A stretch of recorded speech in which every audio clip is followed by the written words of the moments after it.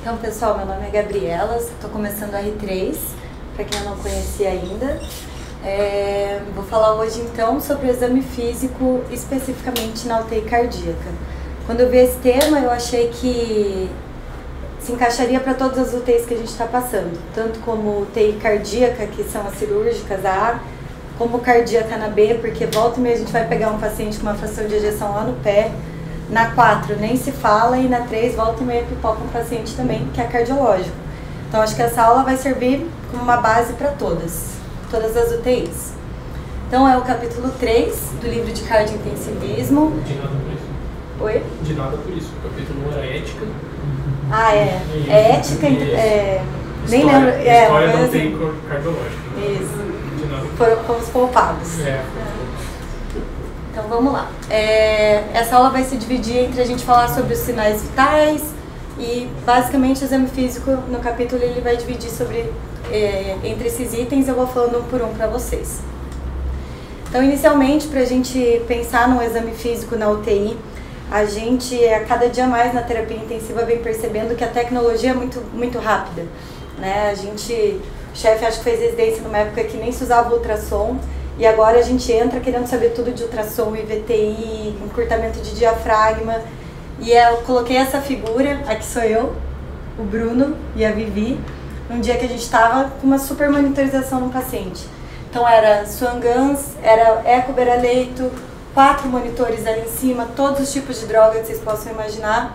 Mas eu coloquei isso justamente para a gente refletir que, por mais que a gente tenha muita tecnologia a nosso dispor ali na UTI, se a gente não caprichar no nosso exame físico, a gente não sabe o que a gente está procurando.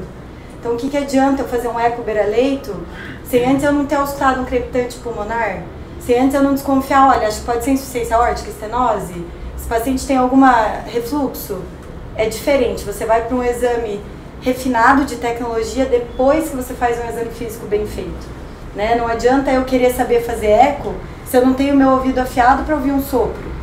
Não adianta eu querer mexer num Swan-Ganz se eu não sei um exame físico básico, né? Então acho que essa aula é muito boa para a gente retomar isso.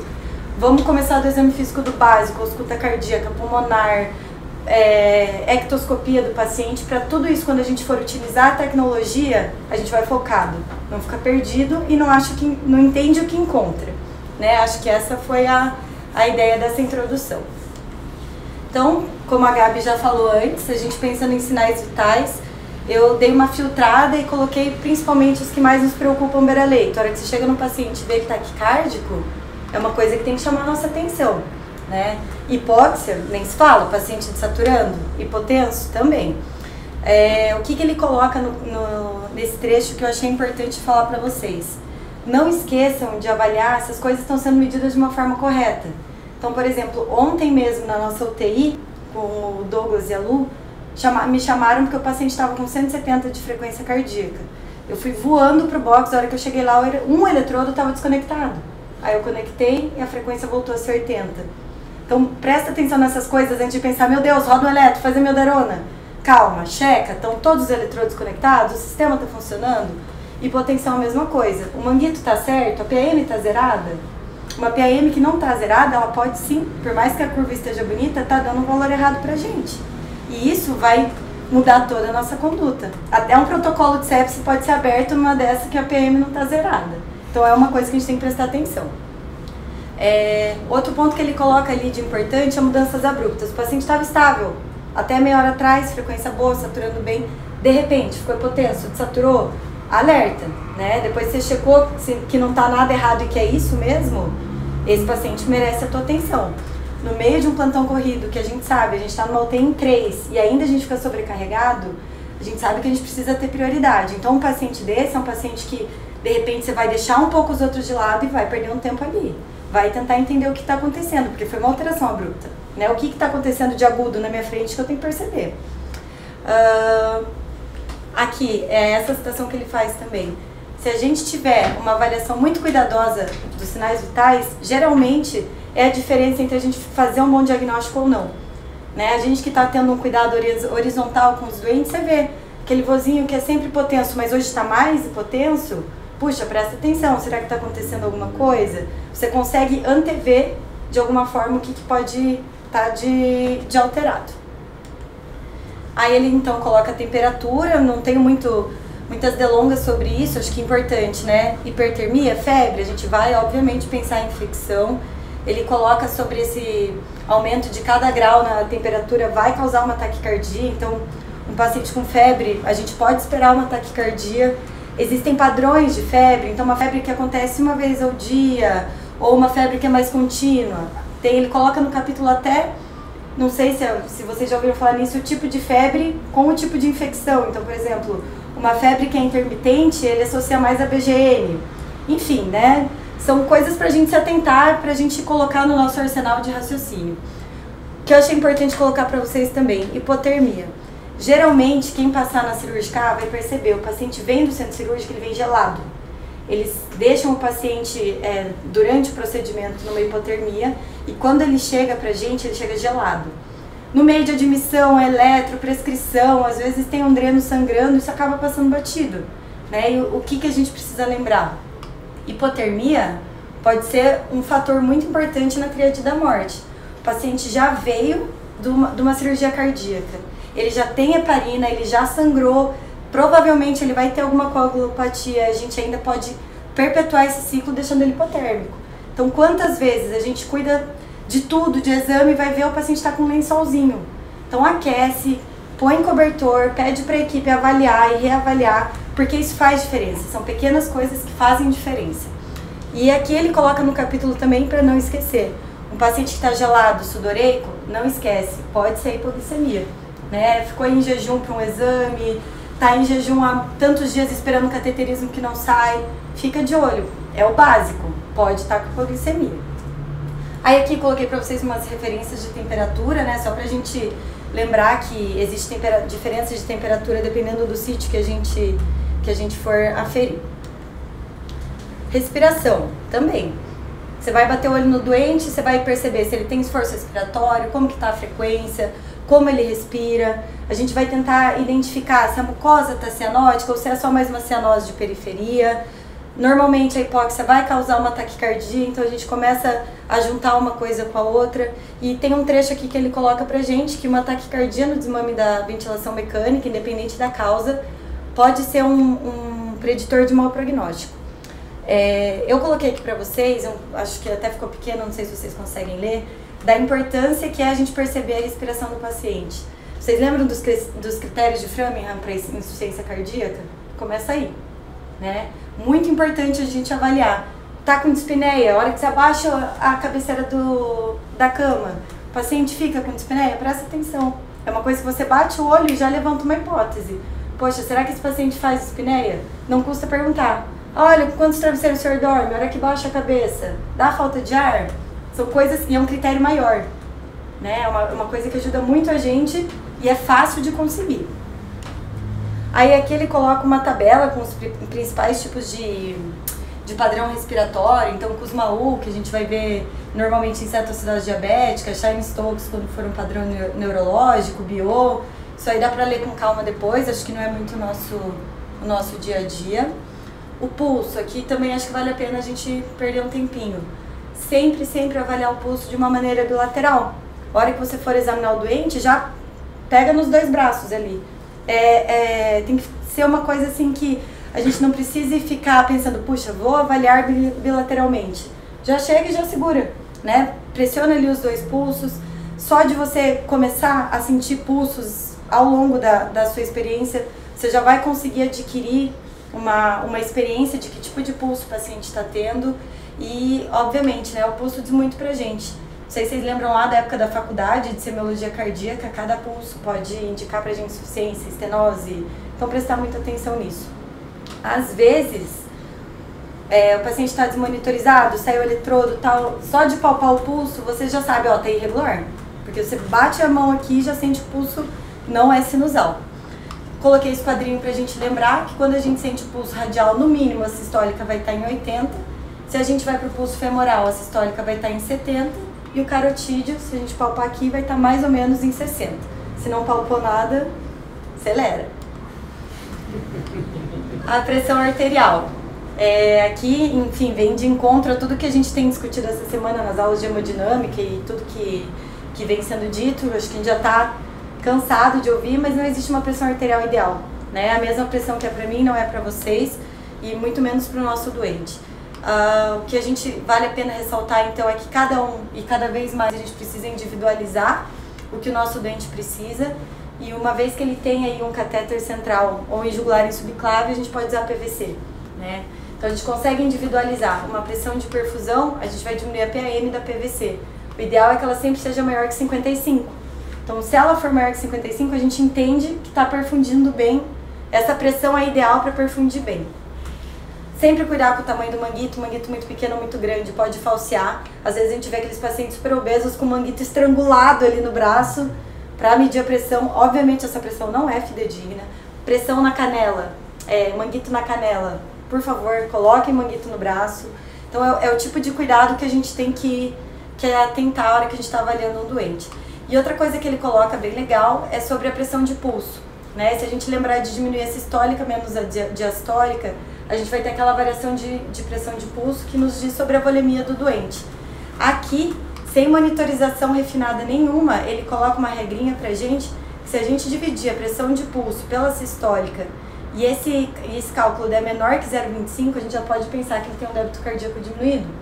Então a gente precisa de um eco super refinado para saber isso? Não, você bate o olho, pega teu celular, calcula, acabou. A gente já tem ideia. Obviamente, depois você vai pegar o eco, vai fazer todo o refinamento do teu exame.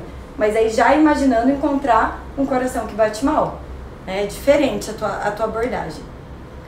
Peso, enfim, peso pra gente acho que não importa muito, a gente não costuma pesar os doentes na UTI, mas acho que a gente percebe, assim, visualmente, aquele paciente que vai ficando edemaciado ao longo dos dias, principalmente pacientes cardíacos, né, que vão acumulando muito líquido ao longo do internamento, pacientes com doença renal crônica, cardíacos.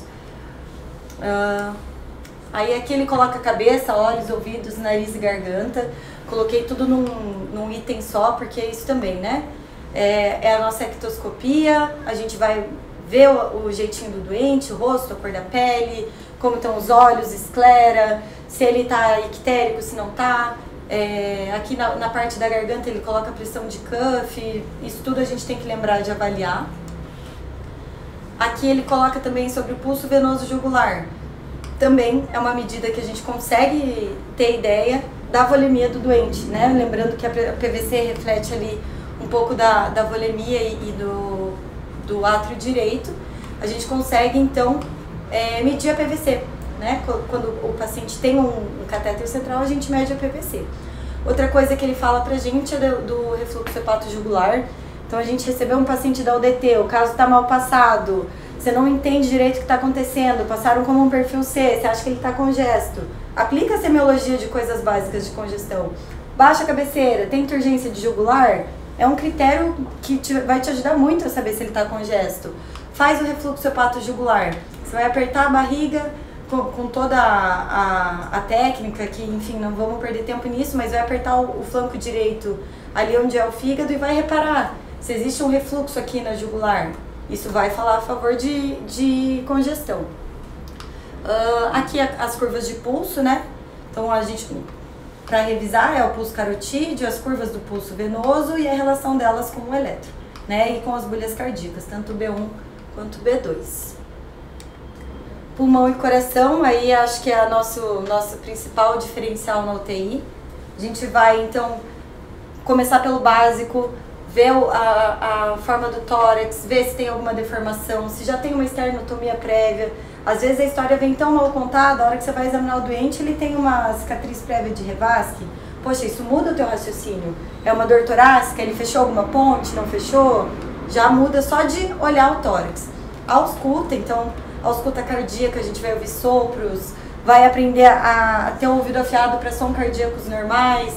E aqui, então, depois, para ler com calma, eles colocam essa tabela e todas as maneiras que a gente pode fazer para avaliar a ausculta cardíaca, né? Então, pedir para o paciente fazer valsalvo enquanto você ausculta, virar o decúbito, tem bastante coisa que você pode acrescentar no teu exame físico para deixar ele um pouquinho mais específico e você ter uma noção do que pode estar acontecendo.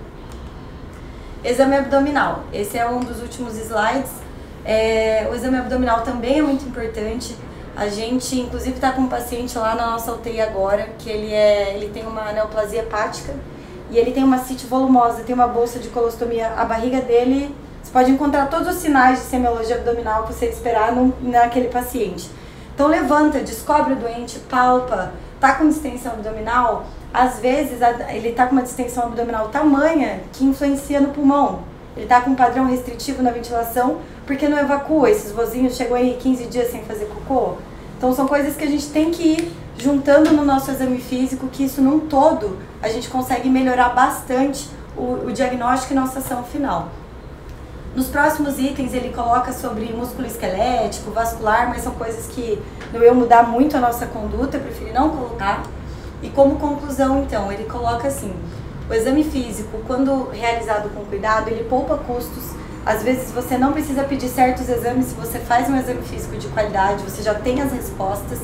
E também você vai para um diagnóstico mais certeiro, você consegue excluir causas e chegar num diagnóstico mais certeiro. E no começo do capítulo ele começa com essa frase que eu acho que resume bem o que é um exame físico. A gente não tem certeza. Fala, olha, eu tenho certeza que esse paciente está com uma insuficiência aórtica. A gente não tem, mas a gente tem uma probabilidade de que seja. Então a gente vai dedicar os nossos esforços para isso. Eu acho que é isso, eu acho que o exame físico é para sempre, não tem muito como fugir, e é o básico bem feito, né? Se a gente faz o básico bem feito, a gente consegue ir para o avançado com uma base boa, né? Não adianta a gente querer fazer coisa muito mirabolante sem ter o fluxo bem preenchido, o exame físico bem feito. São coisas que mudam tudo. Pra gente, pra quem pega o plantão da gente, e pro prognóstico do paciente, que é o nosso principal, né? Acho que era isso.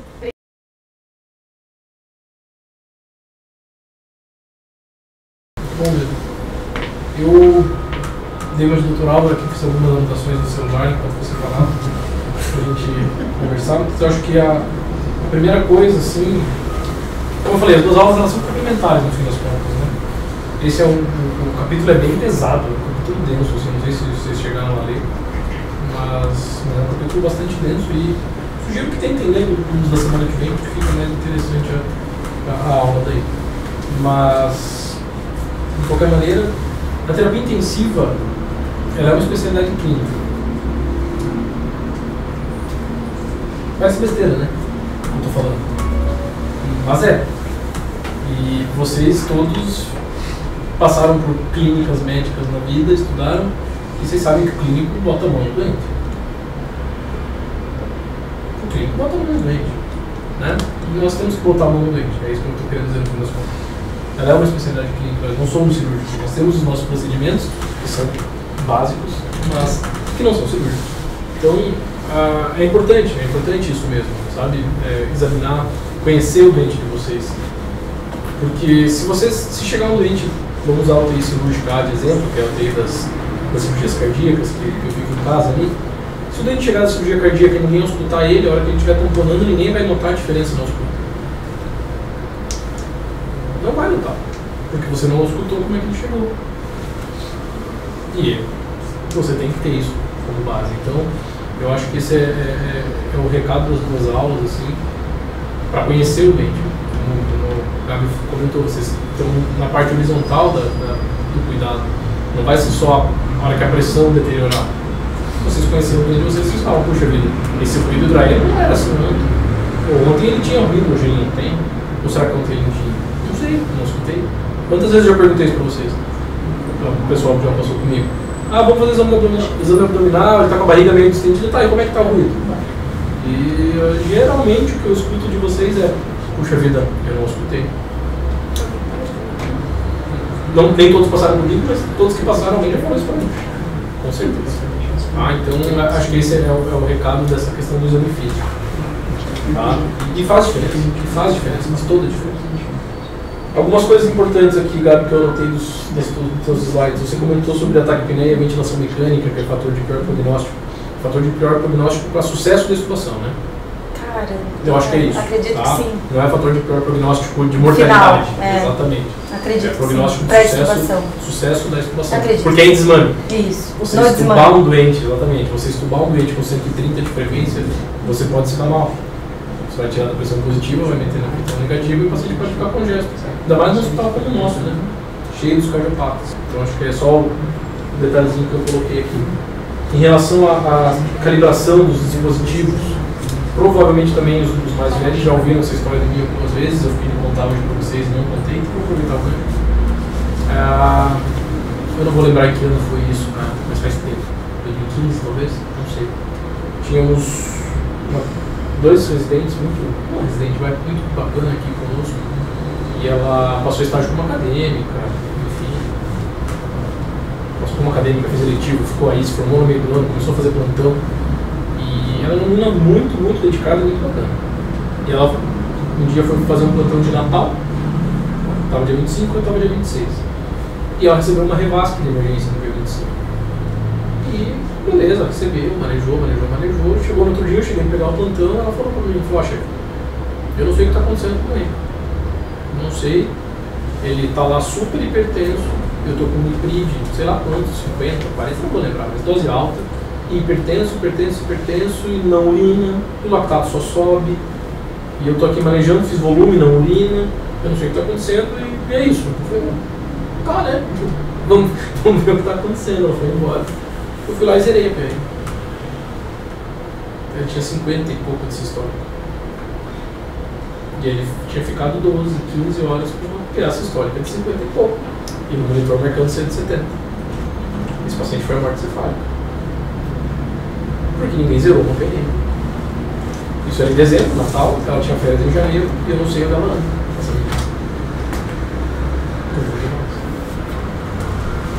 Mais do que isso, o paciente não voltou para a família dele. Então, assim, é meio dramático, mas é verdade. É verdade, é o eletrodo, que a gente acabou de falar. Daqui a pouco estão chocando o doente que não está nem monitorizado. Então, tem que ter a calma na hora que o paciente instabiliza. Eu vou falar instabiliza, porque eu não sei, tudo fala desestabiliza, agora acho que eu sei. Não sei se isso é possível, mas na hora que ele estabiliza na frente de vocês têm a calma de, peraí, vamos ver, é isso mesmo? De novo, tudo isso tem que acontecer numa fração de segundos, né? Assim, meio minuto você tem que revisar o que está acontecendo, mas será que é isso mesmo? Então pensem nisso, sabe? Então a questão de aferição e calibração de coisas são muito importantes. Cá entre nós, quando será que foram calibrados nossos aparelhos de teste? Olha que besteira, mas eu aposto que foi bastante tempo. Tá? E aí nós estamos fazendo insulina em bomba pra galera, todo mundo ficando hipocalêmico, sei lá. Então acho que essa é a ideia de calibrar, zerar, checar. Pô, é o manguito, falei pro Soninho hoje, o paciente está hipotensão. Vai lá e pede para não dar o manguito de braço, de repente, porque está no mesmo braço faz um dia, e aí não vai estar fidedigno, enfim. Então isso é importante, A gente tende, a nossa tendência natural é buscar as coisas graves, tudo bem, tem que ser assim, mas vamos afastar o básico primeiro, tá? Em relação ao peso e a cama, Gabi, você comentou, eu acho que a gente só não faz porque a gente não tem. Balança. As camas não são com balança, existem, né, camas que tem peso na cama.